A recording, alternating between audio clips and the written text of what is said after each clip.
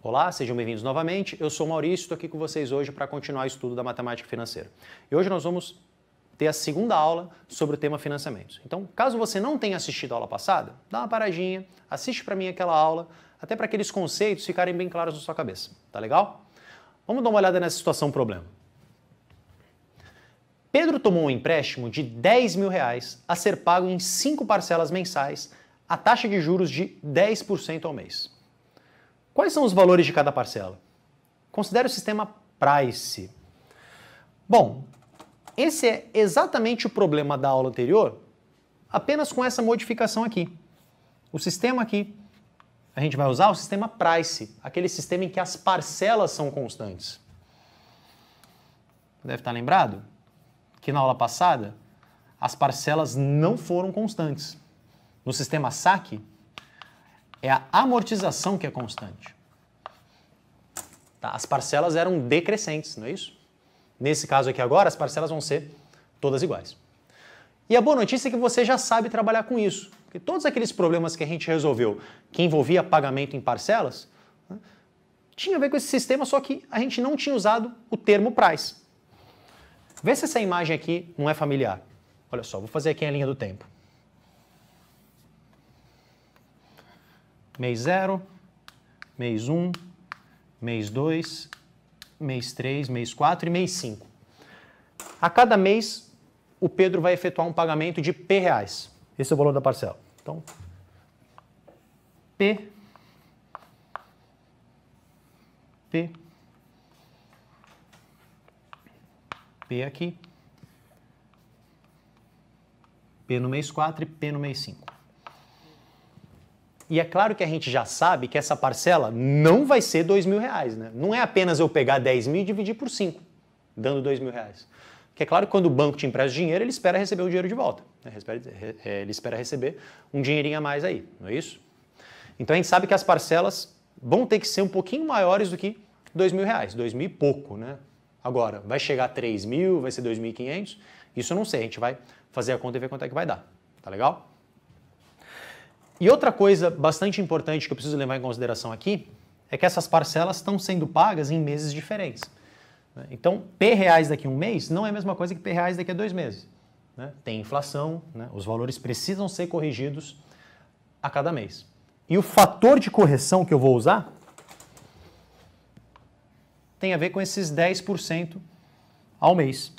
Tá? Lembra do seguinte, caso o Pedro não pague essa parcela aqui, por exemplo, e deixe para pagar daqui a um mês, essa parcela vai ter que ficar maior, né? Porque ele não fez o pagamento na data correta. Como a taxa de juros que o banco cobra é 10% ao mês, quando ele deixa de pagar e você vem para cá, você tem que multiplicar esse valor por 1,1, né? Que é 110%. E caso ele deixe mais um mês, multiplica de novo e assim sucessivamente.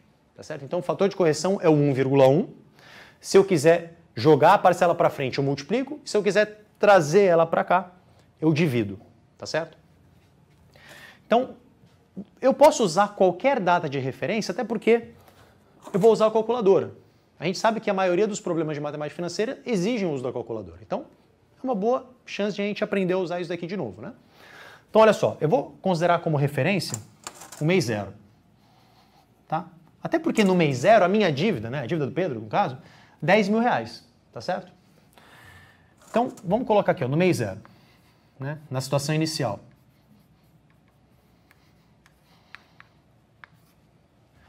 Vamos olhar para a última parcela. Caso ele queira antecipar essa parcela, né, eu preciso voltar quantos meses? Né? 1, 2, 3, 4, 5. Como a cada mês eu divido por 1,1,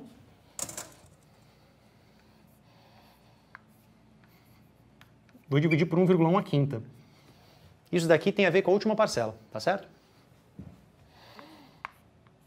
Agora, a penúltima parcela, eu não preciso dividir 5 vezes, preciso dividir 4, porque são 4 meses até você chegar no 0. Então, P, 1,1 a quarta, e assim sucessivamente, até você chegar na primeira parcela, que é dividido apenas uma vez por 1,1.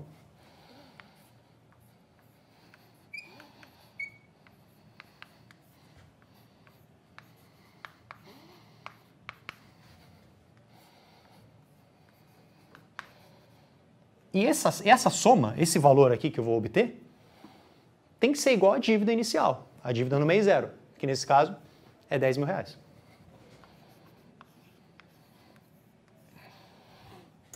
Um problema bastante conhecido, não é isso? Isso daqui é uma PG, uma progressão geométrica de razão 1,1. Afinal de contas, você multiplica cada um desses termos por 1,1 para chegar no próximo. Então, já que isso daqui é uma PG de razão 1,1, eu sei fazer a soma de termos em PG. Caso você não lembre, a soma dos n primeiros termos de uma PG é o primeiro termo multiplicado pela razão elevada a n menos 1, razão menos 1. Então vamos substituir os valores naquela fórmula, né? Então essa soma é o primeiro termo, vou colocar aqui P1 sobre 1,1 à quinta.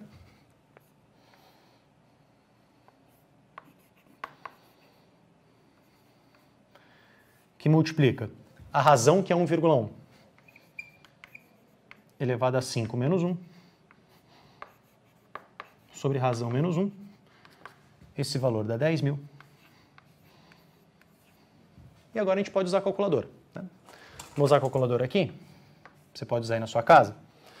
1,1 elevado a 5 dá 1,61051. Então vai ficar P 1,01, aliás, 1,61051, que multiplica, bom, o mesmo número menos 1,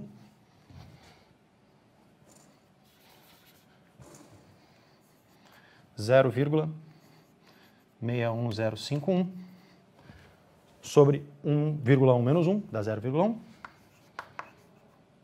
igual a 10 mil. Eu vou deixar para você terminar a conta, eu vou fazer aqui rapidinho na calculadora, tá certo?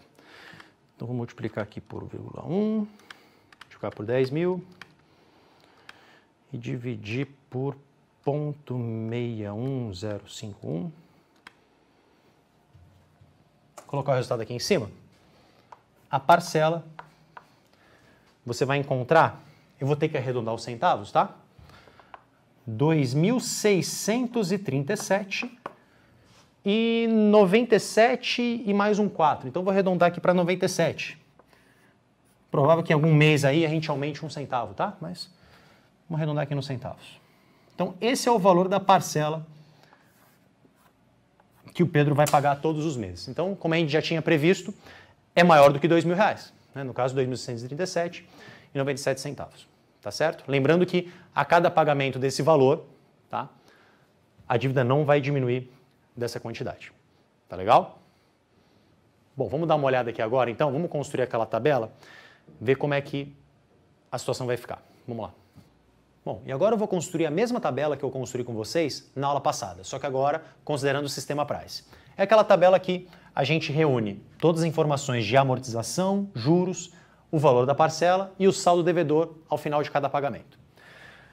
No sistema Price, a parcela é constante e a gente calculou a parcela por R$ 2.637,97. Então, com a exceção da primeira linha, que é a linha do mês zero, onde o seu saldo devedor é 10 mil reais, eu vou preencher aqui a coluna parcela, sempre com 2.637,97, que é o valor que a gente calculou.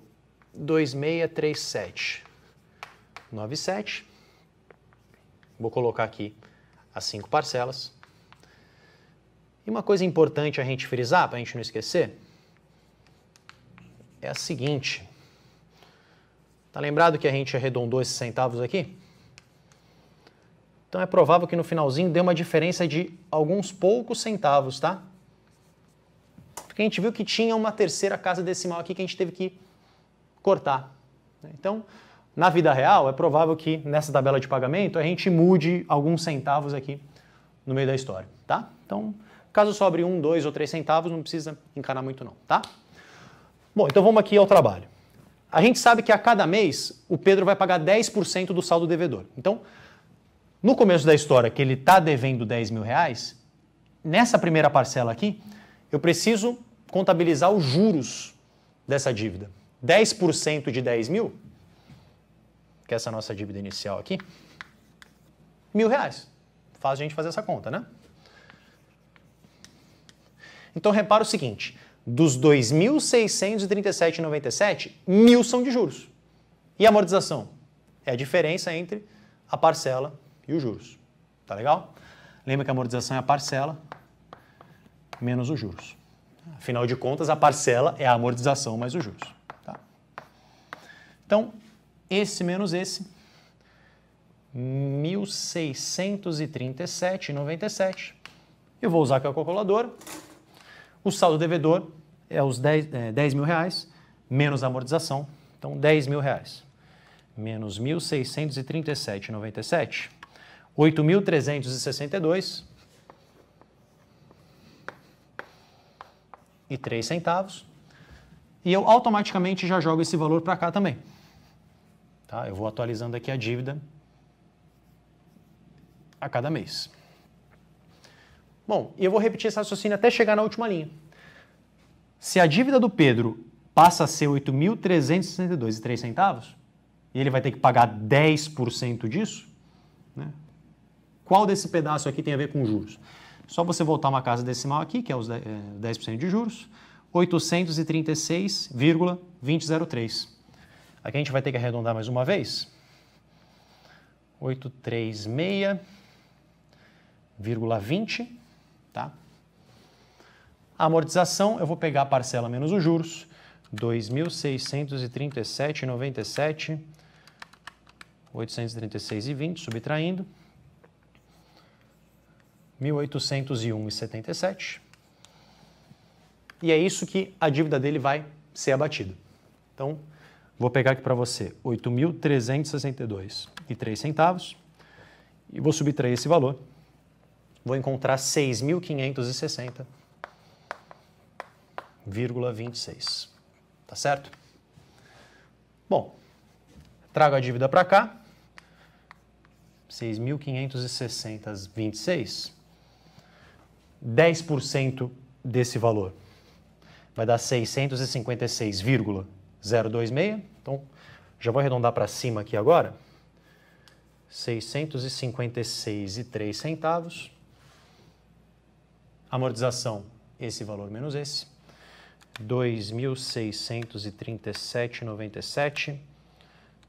656,03. 1.981,94 centavos. E agora o saldo devedor, vou abater esse valor daqui. Então é o 6.560,26 menos 1.981,94. 4.578,32. Já trago a dívida para cá. 4.578,32. Bom, juros sobre esse saldo aqui. 457,832. Vou colocar aqui, 457,83. Tá certo? Então agora, amortização, parcela menos juros, 2.637,97. 457,83. 2.180 e 14 centavos. Então, vou abater esse valor do saldo devedor, 4.578,32, menos 2.180,14, vai dar 2.398,18. E agora, finalmente, o último pagamento. Quando o Pedro vai efetuar o último pagamento, o saldo devedor dele, naquela situação, 2.398,18. Juros sobre esse valor, vou voltar uma casa decimal aqui, 239,82.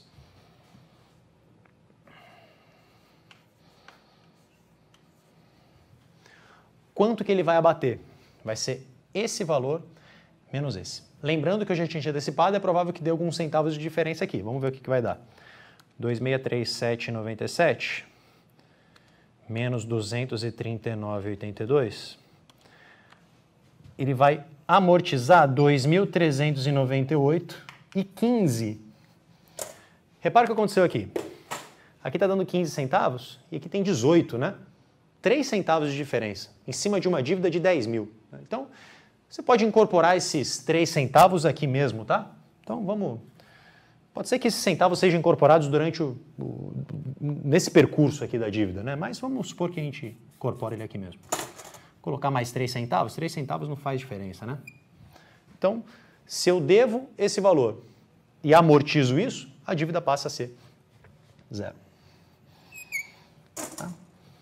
Então, dá uma comparada com a aula passada, com aquela tabela que a gente construiu, tenta verificar quais são as diferenças principais de uma situação para outra. Tá? Uma coisa interessante de você ver é que aqui a amortização foi crescente e os juros pagos foram decrescentes, de tal modo que as parcelas se mantiveram constantes. Tá? Beleza? Então na próxima aula a gente continua falando um pouquinho mais sobre matemática financeira. Te espero lá, até a próxima.